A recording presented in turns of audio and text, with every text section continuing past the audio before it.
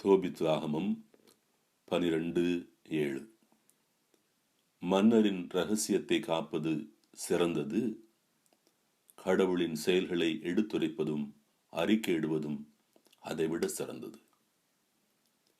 நன்மைகளை அறிக்கையிடுவோம். ஒரு விசுவாசிக்கும் விசுவாசமற்றவனுக்கும் ஒரே வேறுபாடுதான். விசுவாசி வாழ்வில் தான் அடைந்திருக்கிற எல்லா காரியங்களையும் தேவன் செய்ததாக சொல்லுவான். மற்றவனோ தன் சாதனை என்று எடுத்துரைப்பான். அதிதூதர் ரஃபேல் இந்த நாளிலே நல்ல ஒரு ஆலோசனை நமக்கு தருகிறார். கடவுளின் செயல்களை எடுத்துரைப்பது, அறிக்கையிடுவது அது மிக மிக நலமானது என்று சொல்கிறார். நன்றி உணர்வு உள்ள ஒருவனால் தான் இதை தொடர்ந்து செய்ய முடியும்.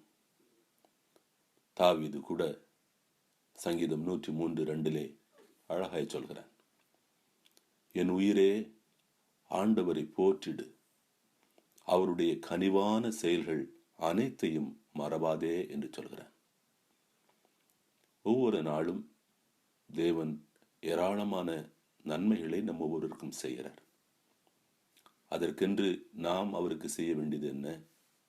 அவர் செய்கிற நன்மைகளை அறிக்கையிடுவது, அவரை புகழ்ந்துரைப்பது. சங்கீதம் 92:1-4 வரை வாசித்து பாருங்கள். ஆண்டவருக்கு நன்றி உரைப்பது நல்லது.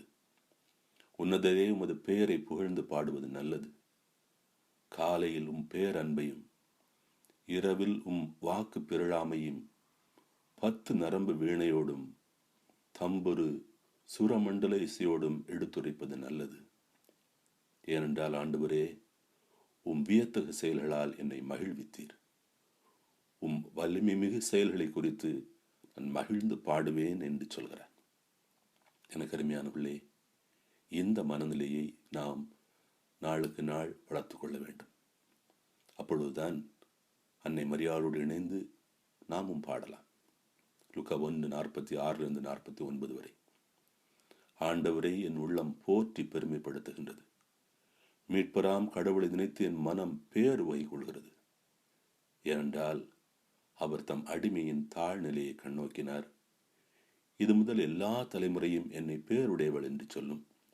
ஏனென்றால் வல்லவராகிய கடவுள் எனக்கு அரும் பெரும் செயல்கள் பல செய்துள்ளார் என்று பாடினாள். நாமும் கூட விசுவாசிகள் கூடி வருகிற போது தேவன் செய்த நன்மையை ஒருவர் மற்றவரிடத்திலே எடுத்துச் சொல்லி அறிக்கையிடுவோம். ஜெபம் செய்வோம்.